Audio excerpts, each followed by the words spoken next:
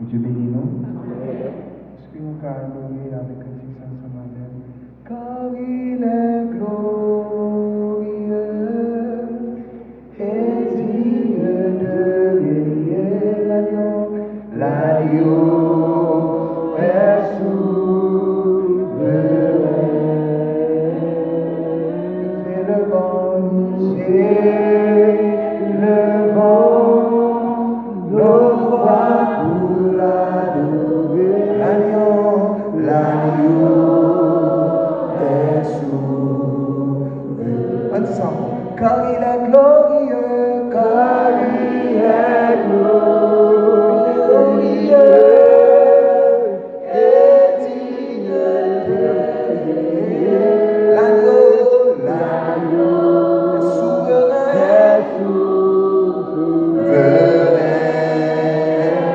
Nous élevons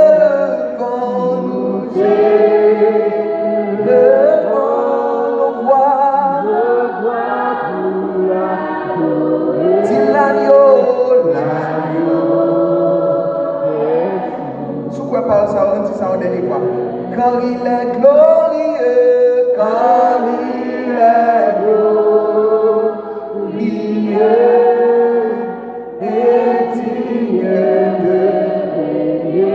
L'agneau est souverain.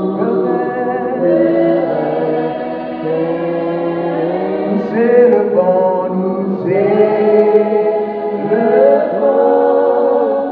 nos voix pour l'adorer.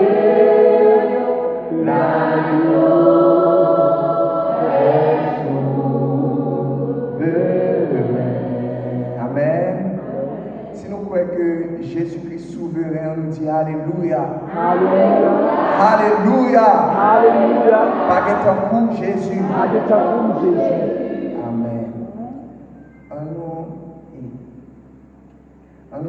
On nous lit parole là, on a mis debout, on a mis seulement 2 versets que nous joignons dans Actes, chapitre 1er, verset 10 et 11.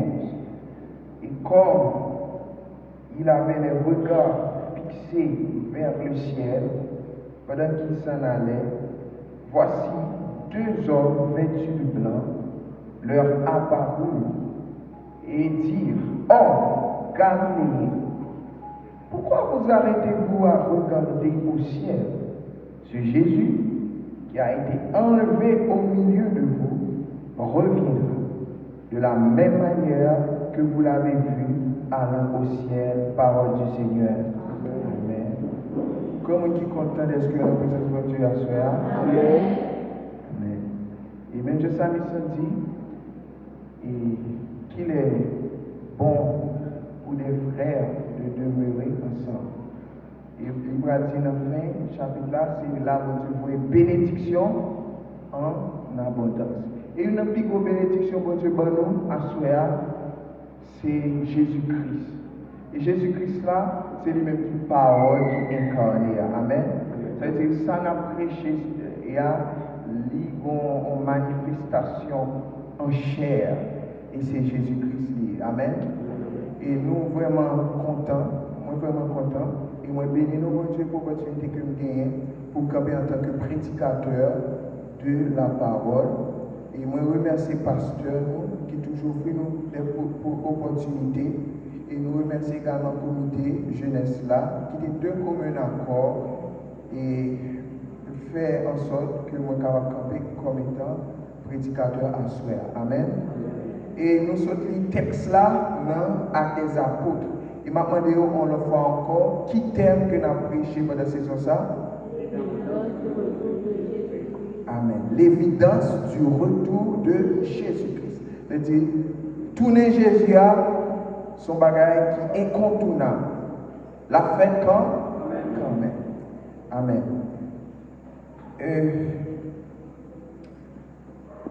L'évidence du retour de Jésus-Christ. Acte 1er, verset 11. Nous avons que le thème ça, c'est un thème qui toujours de mise.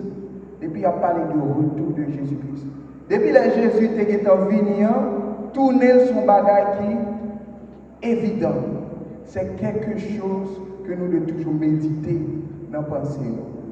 De telle sorte que les apôtres et les serviteurs de l'Église primitive, malgré qu'ils étaient là des millénaires avant nous, ils ont pensé à ça.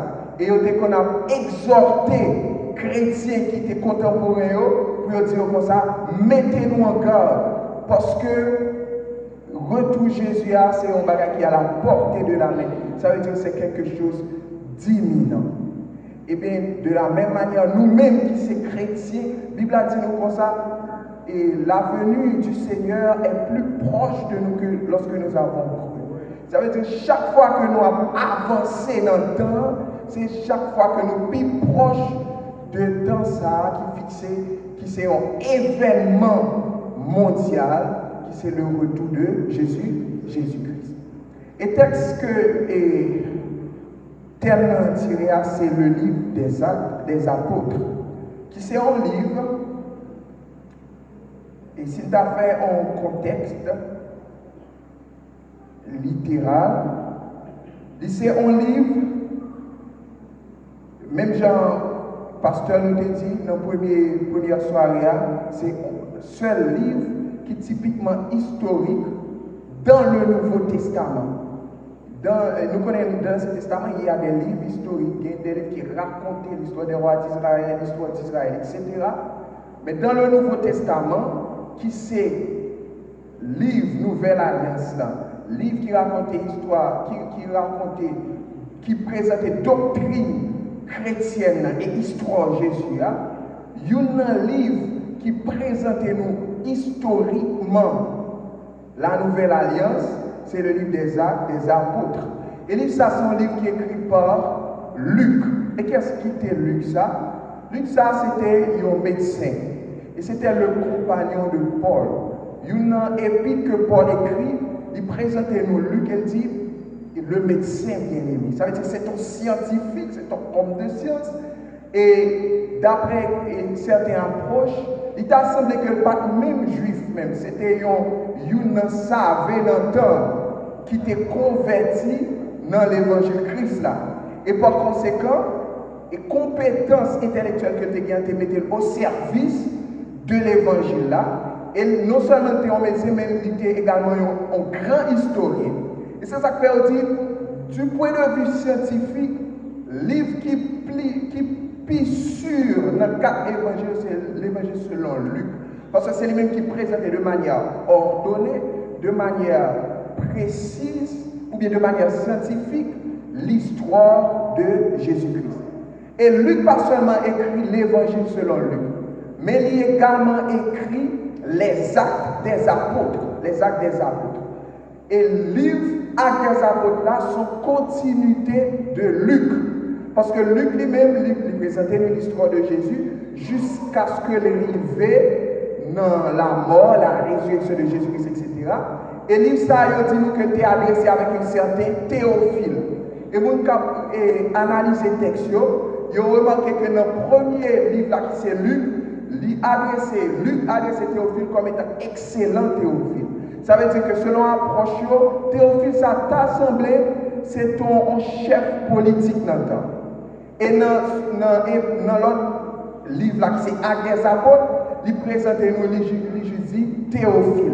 Ça veut dire qu'il t'a semblé que soit Théophile, ça lui a abandonné, fonction que tu as gagné dans la politique, ou bien à cause de fraternité que tu as gagné parce que tu es converti en Christ, affiliation, donc Luc t'est juste adressé comme un frère.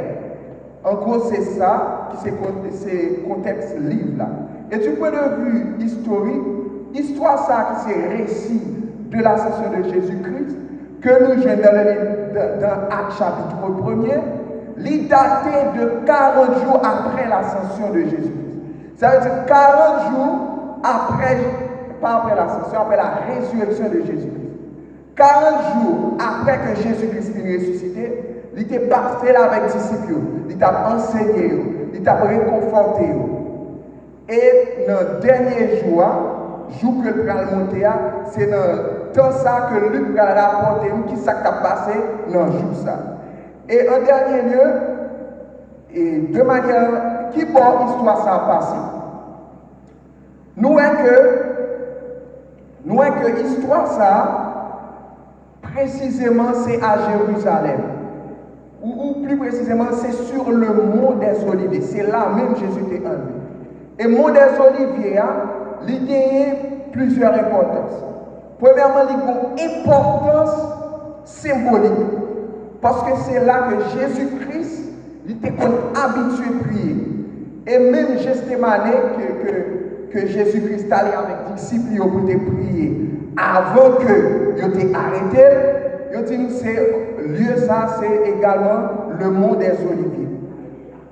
Dans les aréas, bien sûr, du mont des Oliviers. Donc, en gros, c'est ça. Là, nous. Et mont des Oliviers sont montagnes qui en face de Jérusalem. C'est-à-dire c'est là que nous situons. Et puis la Bible dit, non, il y a un chemin de sabbat de Jérusalem. Ça veut dire, disciples, côté histoire, ça t'a raconté, ils étaient à 1 km, parce que le chemin de sabbat, c'est 1 km. 1 km de Jérusalem. Donc c'est là que Jésus-Christ, avec les disciples, a parlé. Et il y a une question qui attirait l'attention nous, que les disciples ont posé Jésus, c'est dans Acte 1er, verset 6. Il dit comme ça. Alors les apôtres réunis lui demandèrent, Seigneur, est-ce en ce temps que tu rétabliras le royaume d'Israël? Et c'est dans le contexte ça, que Jésus a les disciples en réponse. Qui répond que tu as? Il dit, c'est pas nous-mêmes qui nous connaissons, qui tant papa me fixé sous propre autorité. C'est pas nous-mêmes qui nous connaissons ça. Il dit, mais l'autre m'a parlé. Parce que c'est ça l'objectif de Jésus. Il dit, mais vous recevrez une puissance. Parce que l'objectif de Jésus-Christ, la dernière rencontre, sa dernier discours avec les disciples, c'est faire en sorte. Parce que les disciples, c'est vrai qu'ils ont marché avec Jésus.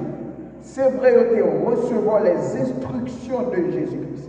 Mais quand dernier bagage, ils ont gagné. Ils n'ont pas recevoir le Saint-Esprit. Il y a des bagages que Jésus a dit, ils n'ont pas de comprendre le vrai sens là.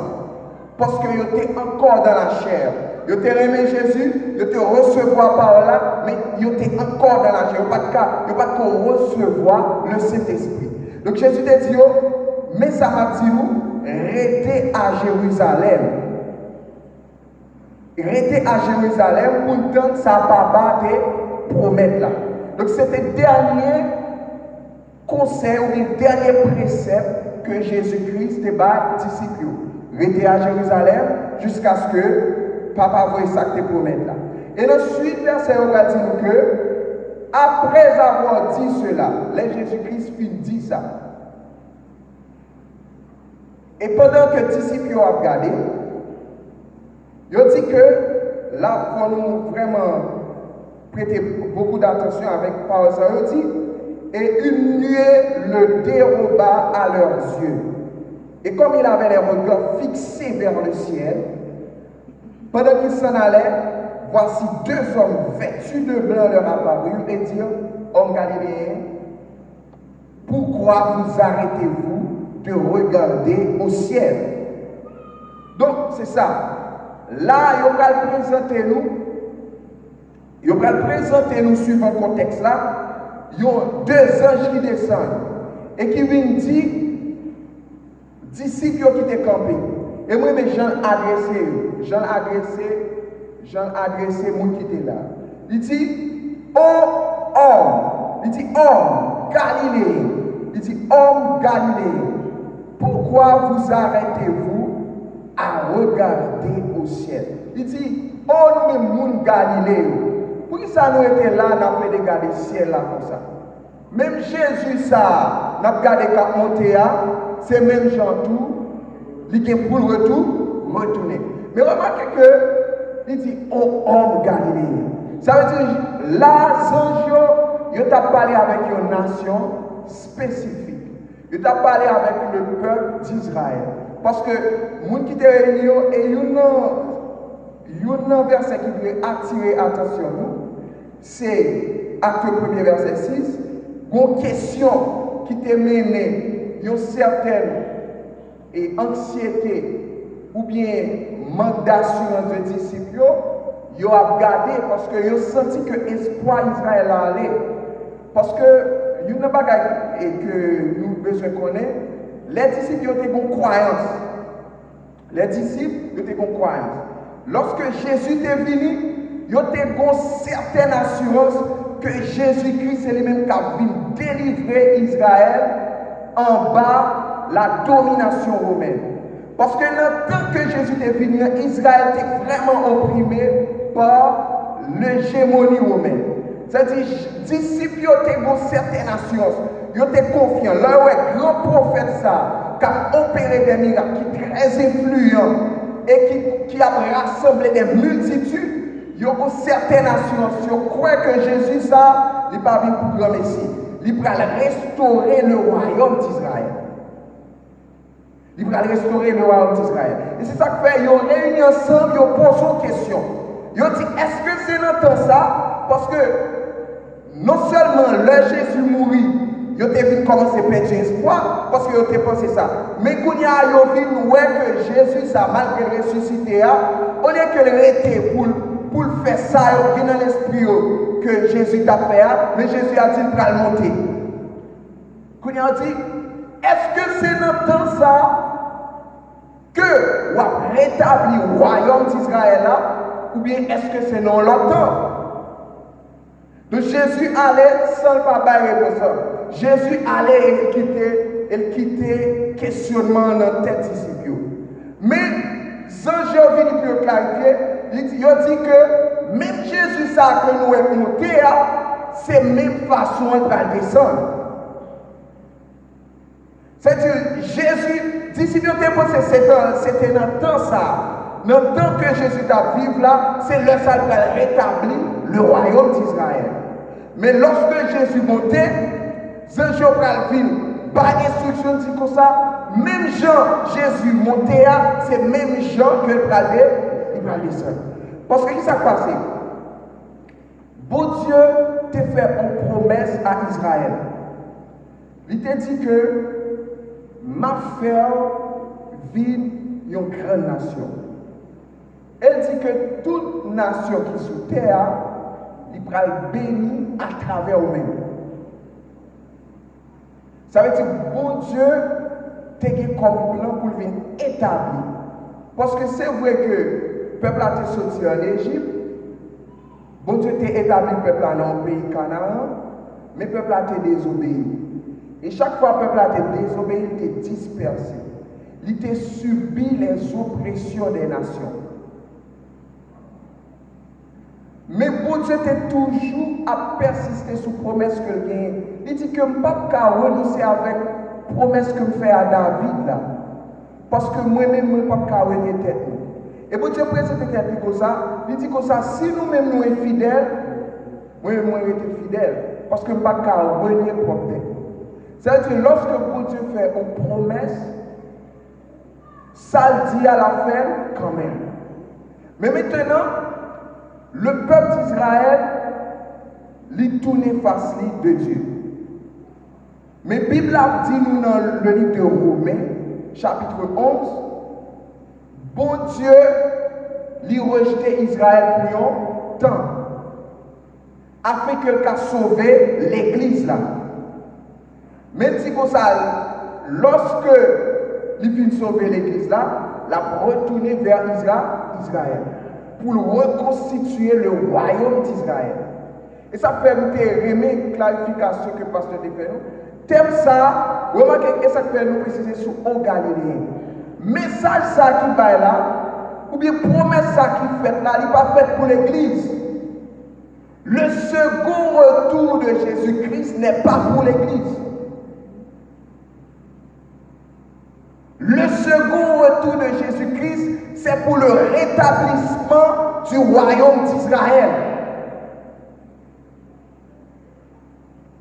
Le second retour de Jésus-Christ. S'il t'a caractérisé le second retour de Jésus-Christ, selon verset sacré, parce qu'il dit, Même gens que nous et Jésus monté à, c'est même gens là retourné. Numéro 1, le second retour de Jésus-Christ l'a fait de manière visible et glorieuse. Et ça nous joignit dans Apocalypse chapitre 1er, verset 7. Il dit comme ça, il vient avec des nuées et tout un le verra. Et toutes les tribus de la terre se lamenteront lors de sa venue. Ça c'est caractéristique Jésus qui a venu pour rétablir le royaume d'Israël. Quand on situe nous là, prophétiquement parlant, nous juste après la grande tribulation. Parce que après l'église fut enlevée, il y a eu un temps de tribulation sur la terre.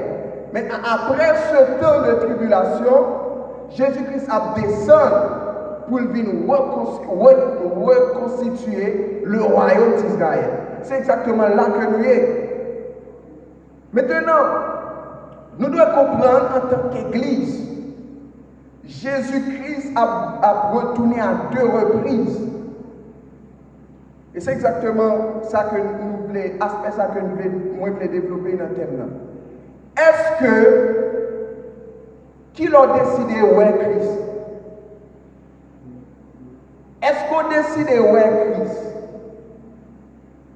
dans son premier retour ou dans ce second retour? Parce que quand même, tout le monde apprend.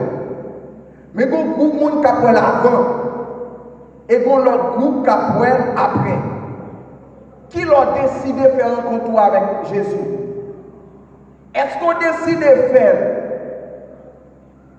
avant, lorsque l'Église l'a enlevé, ou bien est-ce qu'on décide de faire après les temps de tribulation? Deuxième caractéristique, retour de Jésus-Christ, du second retour de Jésus-Christ, c'est que Jésus-Christ reviendra sur le mont des Oliviers. Et il présente ça dans Zacharie 14, verset 4, que Pasteur nous t'a expliqué nous de fond en comble, que Jésus-Christ a posé pied sur le mont des Oliviers. Nous, la montagne, ça donne une importance. Non seulement c'est là que Jésus-Christ a prié, numéro 2, c'est là que Jésus est monté, et numéro 3, c'est là que Jésus-Christ a retourné. Donc Jésus-Christ l'a venu sur le mont des Oliviers, l'a venu en Israël, à Jérusalem, pour venir établir le royaume millénaire. Et numéro 3, le retour de Jésus-Christ vise à établir, comme nous l'avons anticipé déjà, le royaume d'Israël. Il n'y a pas que nous devons comprendre en tant qu'Église.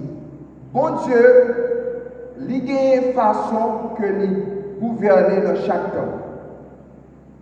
Et la Bible, ou bien les gens qui ont réfléchi sur la Bible, ils ont ça les dispensations. Et ils ont présenté nous plusieurs dispensations. Bon Dieu, bon gens que tu as gouverner sur la loi. Bon Dieu, tu as bon gens qui ont gouverner dans le temps de la dispensation de la promesse. Bon Dieu, il est content que une façon que le gouverner dans le temps de la grâce. Et bon Dieu, une façon que le pour gouverner dans le royaume millénaire. Ça veut dire, lorsque les disciples, ils ont dit, ils ont posé Jésus une question. Qui leur a pu établir le royaume d'Israël? Réponse est complexe. Parce que numéro 1, le royaume, il t'a établi, le royaume t'a établi dans la chambre haute.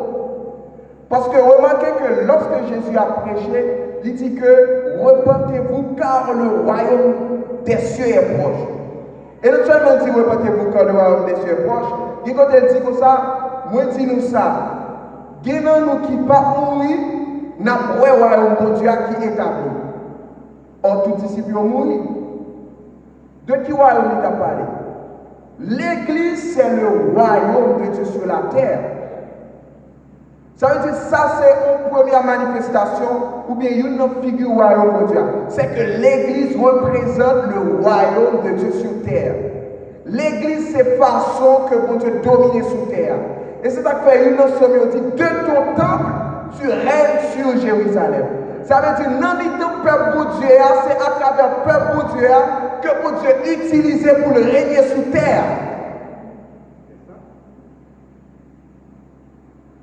Et l'autre façon, dans le royaume millénaire, et l'autre réponse avec la question ça, que les disciples ont posé, c'est que le rétablissement du royaume de Dieu sera fait dans le règne millénaire de Christ.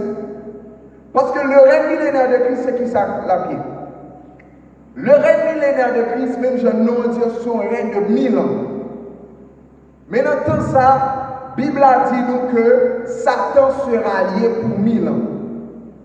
Et lorsque Satan est lié pour 1000 ans, là Jésus va régner en maître et en seigneur. Parce que pendant que l'Église a sous la terre, pendant que cet esprit a dans nous, n'a régné pour Christ, n'a dominé pour Christ, il dit vous êtes la lumière du monde, mais n'a confronté au royaume de Satan. Mais maintenant, lorsque Jésus-Christ va descendre en puissance pour établir le règne millénaire, qui s'est passé, Satan sera lié pour 1000 ans. Ça veut dire ce sera la domination exclusive de Christ et de son Église. Ça veut dire c'est là Jésus pral, c'est là monde pral réellement la puissance ou bien la domination de Christ. C'est ça que la Bible a présenté nous que la vini sur un cheval. Lorsqu'elle t'a vini pour lui établir le royaume de l'Église, elle est venue sous un petit anon, symbole de la paix. Il est venu pour bailler la paix. Il est venu pour bailler la paix. Mais elle a venu pour établir son règne millénaire. La Bible a rapporté nous que la vini sur un cheval. La vini avec puissance. La vini comme un vrai roi. La vini pour dominer. La vini pour assujettir toute la terre en bas de domination. Ça, c'est deux réponses avec question disciples. Qui le Jésus-Christ a bien établi au royaume? Numéro 1, Jésus était déjà établi au royaume, le fondé l'église là. Et numéro 2, Jésus-Christ qui est pour établir le royaume de manière exclusive. Tout le monde là, sans contestation. On ne peut pas dans ça, dans Zacharie chapitre 14, je présente nous. Et plusieurs autres livres qui prophétisaient le Messie, ils ont présenté nous des caractéristiques du millénium. Dans tout ça, pas de contestation, on ne peut pas contester avec le Christ là. Quand il y a un monde qui est libre choix, il est libre pour contester le royaume Christ là. Mais dans tout ça, il dit tout le monde va sous domination Christ là. Ça veut dire que c'est ainsi. Le règne de Dieu est une évidence. Le retour de Jésus-Christ est une évidence. Jésus-Christ, il est pour le régner de toute évidence.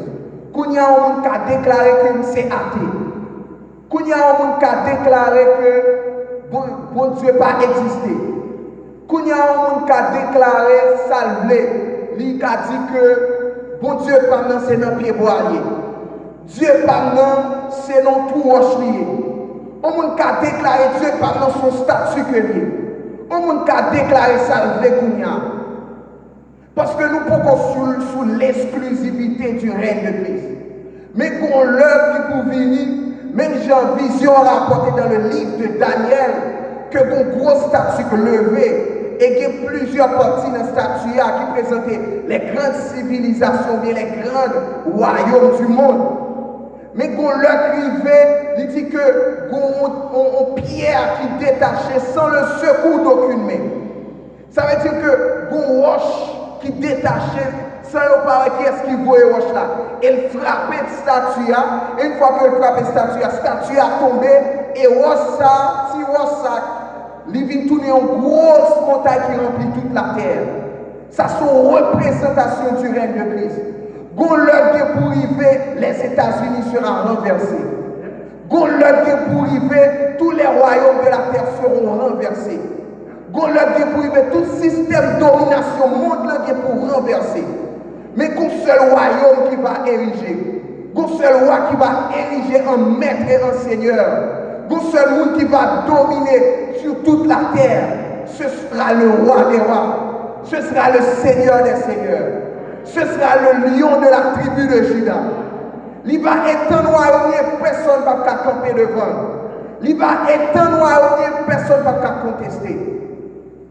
Et je une bonne nouvelle pour vous. Roi ça, c'est lui-même qui sauve là. Roi ça, c'est lui-même qui Jésus que vous avez adoré. Roi ça, c'est lui-même qui domine depuis Kouniasou. Ou pas besoin d'attendre lorsqu'elle va venir en force. Mais lorsqu'elle décide de régner avec douceur dans la vie, vous pouvez cœur bali. Le retour de Jésus-Christ, c'est une évidence. Que le monde l'a contesté, que le monde n'a pas contesté. Et la Bible a dit nous,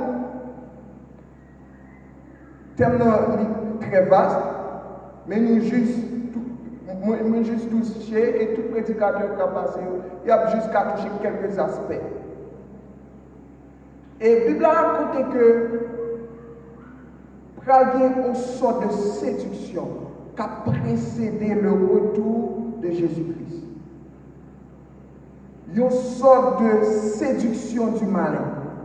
Côté que tout le monde va le séduire. Et imaginez, on réfléchit bien.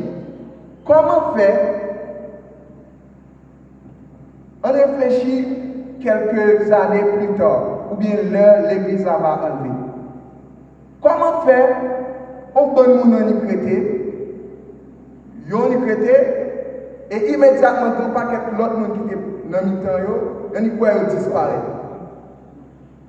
Et malgré tout le monde ça disparaît, ils sont conscients que nous disparaît. Comment faire? Ils ont toujours redouté ou bien pas qu'à adhérer avec foi dans mon Dieu. Et la Bible a dit nous que dans le temps ça vient puis monde qui va blasphémer. Ça fait ça. C'est parce que la puissance des ténèbres va établir un système de séduction qui est tellement grand que si on n'est pas chrétien, la tomber dans la séduction. Et c'est ça que fait, moi avec tant tribulation n'est pas pour nous. Lorsque la Bible a présenté tribulation c'est pour le salut d'Israël. Parce que vous pas croire en Jésus depuis avant, donc puisque vous sont peuple choisi, obligé qu'on chance pour croire, pour éprouver, pour croire. Mais moi-même avec nous supposons faire une foi. Nous supposons quitter Jésus régner dans la vie depuis Kounia. Parce que vous voulez le pas voulez, Jésus-Christ est le roi. C'est lui-même le souverain Dieu, c'est lui-même que l'établit. Il dit comme ça, tu es mon fils, dans Psaume 2, je t'ai engendré aujourd'hui. Après ça, il dit, mandez-moi porter pour héritage. Ça veut dire que vous voulez le pas bon Dieu qui sait mettre toute bagaille, l'iguetant, by Jésus, domination, tout est à net. Ça veut dire que c'est notre temps, ça, que c'est non l'autre temps, Jésus gon l'heure pour dominer. Mais quand il y a, la Bible a dit nous que bon Dieu offre nous une année de grâce et un jour de vengeance. Ça veut dire bon l'heure, le livre, ou qu'à décider, ou voulez entrer dans le royaume qui est dominé sur vous. D'accord. Mais on ne doit pas décider tout. Parce qu'on soit en temps ou dans le où il y a libre choix. Ok? C'est dans la grâce. Mais il y aura aussi le millénium. Il y aura bien un temps qu'à privé, pas bien aucune autre alternative. C'est Jésus ou rien. C'est-à-dire, on nous fait des picounia, on nous livre que nous avec Christ. Parce que c'est une évidence. Si pour le monde là, même Jean, frère côté d'hier, si pour le monde là, ce n'est pas un fait. Si pour le monde là, ce n'est pas évident. Si pour le monde là, on dit, après la mort vient le néant. Si pour le monde là, on dit, ça ce sont nous-mêmes qui prêchons l'évangile, nous fous. Mais la Bible a dit que la prédication de l'évangile là, c'est une folie pour les gens qui parlent. Mais c'est une sagesse de Dieu pour tout le monde, que tu es juif, que tu es grec, quel que soit côté sur la terre, et puis quoi, nous recevons la sagesse de Dieu. Sagesse ça, il égare le monde, il confond le monde. Mais là, nous-mêmes, nous prenons ça comme un ordre de la même, la Bible a dit, solidement attaché dans Christ, quelle que soit la doctrine qui vient, pour qu'on ait que bon Jésus est fini, bon Jésus est mort, bon Jésus est ressuscité. Et dernière étape là, bon Jésus qui a établi un royaume. Et le royaume, ça a été attaché avec elle jusqu'à la fin. De la vie établie, le royaume, ça l'a vie établi ensemble avec elle. L'évidence du retour de Jésus-Christ. Jésus-Christ a servi à son Jésus qui n'a pas menti. Il dit dans Jean chapitre 14, si cela n'était pas, je vous l'aurais dit. Le retour de Jésus-Christ, c'est une évidence biblique. Même Jean, Jésus était monté en gloire, il était sur le mont des Oliviers. Tellement il était monté en gloire, tout le monde était regardé. Et même Jean a pour retourner tout en gloire et en puissance pour établir son royaume sur la terre. Et même Jean, Jésus était monté après que il était fini établi le royaume, qui c'est l'église là sur la terre. Et même Jean, tout l'a fini pour établir le royaume d'Israël. Nous voyez ça? Même Jésus était venu établir son royaume, qui est l'église. Le royaume de Jésus-Christ concernant l'église est déjà établi. Mais Jésus a un royaume pour venir établir, pour notre travail pour venir faire encore. Mais laisse ça, moi et ma mère, on ne dit pas que je veux nous là. Nous devons avec pour nous venir faire travail ça avec. En conclusion, promesse chrétienne, ce n'est pas là. Promesse moi et ma mère. Ça c'est promesse Israël. Promesse par nous en lisant Jean 14. Il dit, Jean 14, il dit, il y a plusieurs demeures dans la maison de mon Père. Si cela n'était pas, je vous l'aurais dit, je vais vous préparer une place. Et lorsque je m'en serai allé et que je vous aurai préparé une place, je reviendrai et je vous prendrai avec moi, afin que là où je suis, vous y soyez aussi. Côté sauveur là, c'est là où à pied tout. S'il passe sous terre, pas sous terre non plus. S'il est à Jérusalem sur le mont des Oliviers, ou là tout. Parce que une fois que vous êtes attaché à elle, vous avez un royaume qui est éternel, un royaume qui n'a pas de discontinuité. C'est à travers parole ça que je veux encourager nous. Même Jean osé te dit dans un livre prophétique. Il dit, connaissons, cherchons à connaître l'Éternel. Sa venue est aussi certaine que celle de l'aurore. Il viendra pour nous comme la pluie du printemps qui arrose la terre. C'est, même Jean, vous voulez encourager nous à travers parole ça, pour nous rester attachés fortement à Christ. Parce qu'une fois que nous sommes attachés à elle, nous avons un royaume qui est éternel. Et nous n'avons pas aucun doute, aucune anxiété, aucun problème par rapport à son retour et à l'établissement de son royaume. Que bon Dieu bénisse. Amen.